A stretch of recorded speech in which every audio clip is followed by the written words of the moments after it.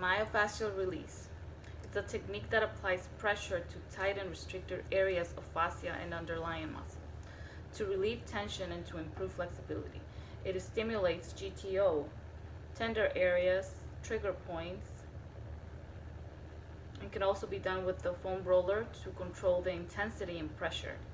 You can use the back and forward movements for 30 to 60 seconds, or also a small ball. And also it says that exhaling helps clients to relax, so it's less painful. Antagonist. The muscle that acts in opposition to the contraction produced by the agonist muscle. Intrinsic motivation. Now let's remember that there's two types of motivation: intrinsic and external motivation. So intrinsic is when a client exercises because it gives them pleasure and they truly enjoy it. The external motivation is the one that a client wants to exercise just because they want to fit in skinny jeans. So that's more like a outside motivation. Planes of motion: transverse, frontal, and sagittal. Blood flow. While exercising, more flow is delivered to the active muscles. The body's total blood volume increases with regular endurance training. Body composition. Makeup of the body in relation to proportions of lean body mass and body fat. Lean body mass consists of the muscles, bones, nervous tissues, skin, blood, and organs. Lean body mass decreases with aging, inactivity, and disease. Health conditions that affect exercise and medications too. So I'm going to be talking about just mentioning the health conditions and some medications that will affect exercise.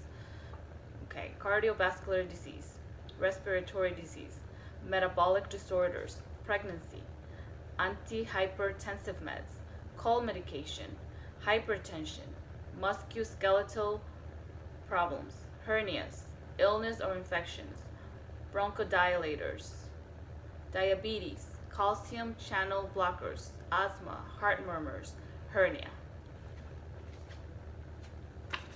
Okay, evaluation forms.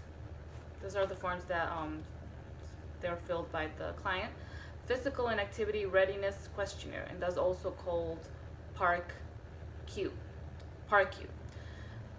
CAD, which is the coronary artery disorder health risk assessment. I believe that's what it stands for. I just have to check, but CAD, health risk assessment. Informed consent, agreement and release of liability, health history questionnaire, and the last one is exercise history and attitude questionnaire. Okay, motivational interviewing methods. Number 1, asking probing questions. 2, keeping the conversation friendly. 3, encourage clients to generate ideas. 4, build self-confidence and intrinsic motivation.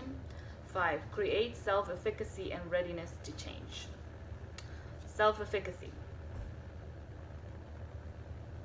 One's belief on capabilities to successfully engage in a physical activity or program. Motivation due to the belief and positive attitude of the client's persistence.